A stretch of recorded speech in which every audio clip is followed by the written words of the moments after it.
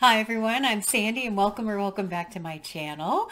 Today I am very excited to announce what I'm going to be reading for the Big Book Summer Challenge. If you're not familiar with the Big Book Summer Challenge, it's an event that's hosted by Sue Jackson and the Book by Book blog. She has hosted it for a number of years and is such a huge supporter of other booktubers, including my channel, and I can't say thank you enough. I love this event. It is one of my favorite events. I've participated all 3 years actually that I have been, this will be my third year of participating in it. I participated in it by accident my first year and then intentionally last year and intentionally this year. So it is a wonderful event. What the Big Book Summer Challenge is, it runs from Memorial Day to I believe Labor Day, but it encourages people to read books over 400 pages. That's it. You can read one, you can read 10. It's really just to read books over 400 pages and encourage people to pick up some bigger tomes over the summer. And I really do like this quite a bit. If you watch my channel at all, you may know I don't shy away from reading long books, big books. I have read a number already this year, including Les Miserables, Middlemarch, and the one that is escaping me right now, The Man Without Qualities by Robert Musil. I'll talk about that in a video coming up. But so yeah, I don't shy away from reading big books. I tend to really like big books a lot of times. As long as they have a good story, I don't mind the additional length of them. My favorite one that I've read so far this year has to be Les Miserables. I fell in love with that story and still think about things that happened in that book. So absolutely good. I read that one for March of the Mammoths, actually. So what do I already have? What have I already talked about? What's on my TBR for the Big Book Summer Challenge? I've already talked about two books in my June TBR. The first one is The Name of the Wind by Patrick Rothfuss. This is my Discover New Author project and is one I'm very excited to pick up for a couple of reasons. One, I've never read anything by this author, and two, I need to give it back to my friend that loaned it to me. And I do also have the second one to read, but this one I would love to be able to get to. Other one that I have is a buddy read with Anne Novella. We're going to be reading Americana, and this one is over 500 pages as well, so it definitely qualified. Now outside of that, I have other plans. I have a lot of plans in July and then no plans in August. So as far as specific buddy reads or TBRs. So I'm going to share a stack of books that may get read in July. They may get read in August. I don't know quite yet. Some of them I have set plans for in July, and I'll talk about those actually first. The first one happens to be my book club for the 1001 Book Club for July's, and its pick is Jane Eyre by Charlotte Bronte. And this one is over 500 pages, so it absolutely qualifies. This will be a reread for me. I read this a number of years ago. I remember liking it, but don't remember much about the story, and really wanted to read Wide Sargasso Sea in September. And from what I understand, there's a direct connection between those particular books. So I wanted to do a reread of this one in July. This was a definite. I will be reading this since it's for my own book club. This is a for sure read for the Big Book Summer Challenge as well. So Jane Eyre. I also have a buddy read scheduled with Heidi from My Reading Life, and we will be reading the Pulitzer Prize winning Demon Copperhead by Barbara Kingsolver, Women's Prize shortlist book. Is it a likely winner? I don't know. I haven't read it yet. I'm super excited. By the time we read it, that will have already been decided, though.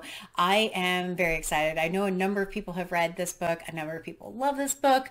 It seems kind of to be, again, like if you've read David Copperfield, you might not like it as much as if you haven't read David Copperfield. That's kind of what I'm hearing. I have not read David Copperfield yet, so I think it's good for me, and I'm really looking forward to reading this with Heidi, and can't wait to read a current Pulitzer. I'm very, very excited about this. So I don't know actually much about this book other than I believe there's someone who is a redhead. I mean, that's that's about as deep as I'm going today on it. I also have a group that I read sci-fi with. I am not a big sci-fi reader, and they have really helped me expand on my sci-fi reading over the last year and a half or so, I believe. And that's with Fraser Simon from Springboard Thought, Sarah from Freshly Read Books, and Gemma from Gemma Books. We read the Becky Chambers Wayfarer series together, and now we are moving on and are going to be reading the Expanse series by James S.A. Corey, and starting with Leviathan Wakes. I have not read any of the Expanse series, and I'm really looking forward to it. I am hoping that this is a series that sucks me in, and I just want to keep reading and keep reading and keep reading, because I believe there are a large number of volumes of this series out there. I know there's also an adaptation of the series. I always want to read the book before I watch the adaptation. So yeah, I'm really, really excited. This is going to be in July. So far, those books are all July books. I also am going to be reading Sword of Kaigen by M.L. Wang with a fantasy reading group. Again, another genre I don't read a lot of, and so I am so thankful I found a few people who really love that genre and have allowed me to join in various buddy reads. We're still trying to find a really good book that all of us like, so we're hoping Sword of Kaigen by M.L. Wang might be that book, and the group has Jack from Spreadbook Joy, Dia from Novel Idea, and it has Gemma from Gemma Books. And so, yeah, really great group to read with and so much fun. And like I said, though, our last two buddy reads, we did not find a good or great book. So I'm hoping Sword of Kaigen is a good one. We'll see.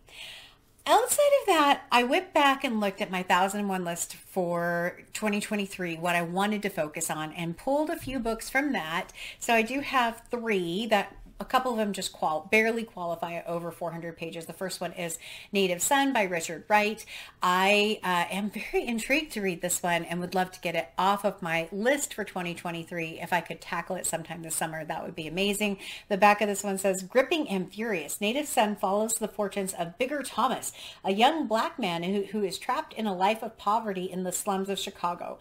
Unwittingly involved in a wealthy woman's death, he is hunted relentlessly, baited by prejudiced officials, charged with murder, and driven to acknowledge a strange pride in his crime. Native Son shocked readers on its first publication in 1940 and went on to make Richard Wright the first best-selling black writer in America. Wow, okay. I had no idea. I was picturing this as having a slightly different topic, so now I'm really intrigued by this one.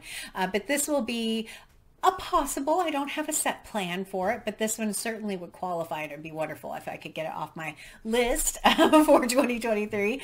The next one barely qualifies at 404 pages. It's The Black Prince by Iris Murdoch. I've read The Sea, and really did like that quite a bit. So I really wanted to read another one, but I haven't quite gotten to this one. I don't want to leave it until October, November, December to have these 400, 500 page books. So it would be ideal if I could get to this one this summer.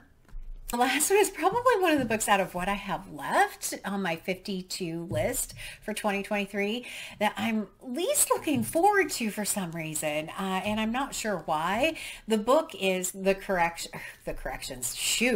book is Freedom by Jonathan Franzen, who is the author of The Corrections, which I have read and didn't necessarily love. So yeah, now I have this one, and it is over 500 pages.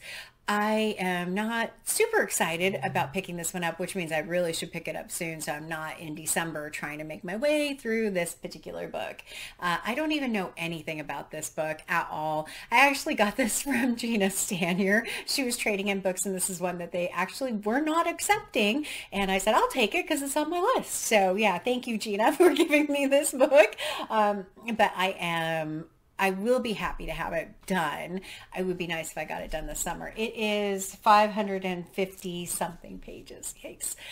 So yeah, that's the last book that I have on my 52-week 2023 list as possibles. I certainly own other books that are bigger than that. I have a couple Stephen King novels.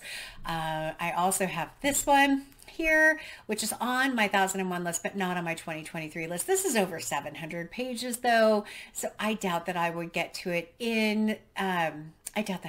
this summer. Not with these other ones that are actually on my list for the year, but that is the other one that is a possible. But ooh, such a big book. So yeah, that's what I have planned, loosely planned in some cases, and my firm plans. but lots of really exciting and great books. A lot of books I'm really looking forward to, a lot of books that are not on my 1001 list, and I could not be happier. I am so thrilled that I have all of these and get to participate so much in the Big Book Summer Challenge. Thank you again to Sue Jackson for hosting.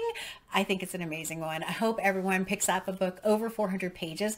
I would love to hear in the comments down below, what's the longest book you've read this year? Do you like reading long books? What's your favorite long book that you've ever read? I would certainly love answers to all of those questions, or anything else you would love to comment about in the it would be lovely. But with that, that is my Big Book Summer Challenge reading TBR. I'm so thrilled. I'm so excited. But as always, like, comment, and subscribe. And until next time, everyone, thanks. Bye.